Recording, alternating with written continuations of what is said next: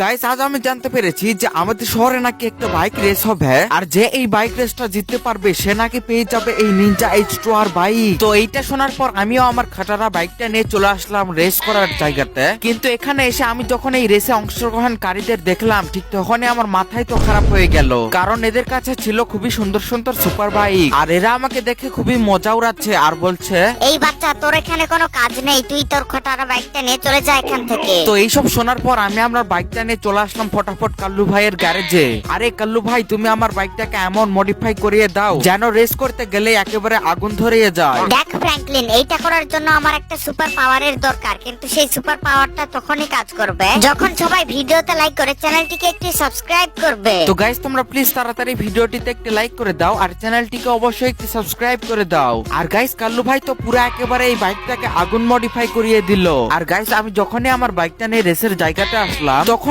আমার এই বাইকের আগুন থেকে সকল বাইকে আগুন লেগে যায় আর সব বাইকগুলো একেবারে পুড়ে যায়। আর হিসেব অনুযায়ী আমি হয়ে গেলাম এই রেসের উইনার। আর গাইস, ফাইনালি আমি এই নিনজা H2R বাইকটা পেয়েই গেলাম। তো তোমাদের যার যার নিনজা H2R বাইকটা দেখতে ভালো লাগে তারা কমেন্টে এই ইমোজিটা দিয়ে যাও। বাই।